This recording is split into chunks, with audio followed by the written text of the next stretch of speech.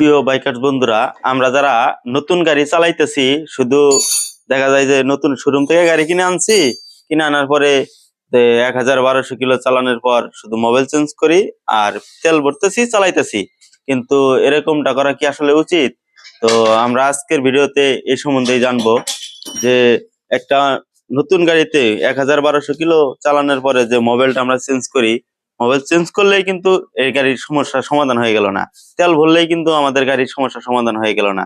এতে আমাদের আরো কিছু কাজ আছে, যেমন গাড়ির এয়ার ফিল্টার আছে, গাড়ির মোবিল ফিল্টার আছে, এবং গাড়ির যে ক্লাচ কেবিল, ব্রেক কেবিল, মিটারের কেবিল ইত্যাদি, যে আর ব্রেক, তা আপনার সামনের ব্রেক, এগুলা ওয়াশ করতে হবে, এই করতে হবে, এই জিনিসগুলো আমাদের খেয়াল রাখতে হবে।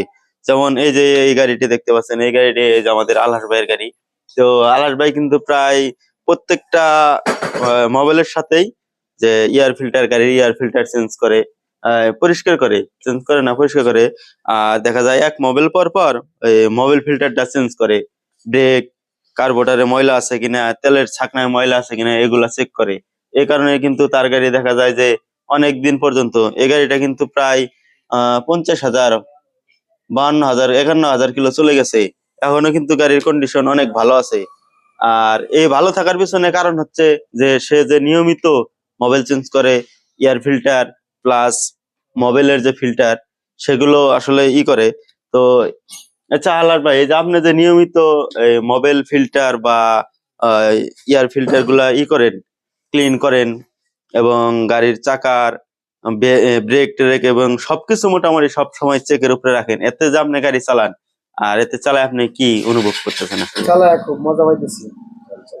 গাড়ি চালায় খুব মজা পাইতেছেন, ঠিক আছে। সবসময় খেয়াল রাখবেন যে ক্লাচ কেবল, ব্রেক কেবল, আপনার air filter, mobile filter, brake, এই সমস্ত জিনিসগুলো, চাকা ফ্রি আছে কিনা, জাম আছে কিনা, চেন লুজ আছে কিনা, সবকিছু যখন পারফেক্ট থাকবে আপনার গাড়ি, কিন্তু তখন এমনি চালায় আরাম পাবেন।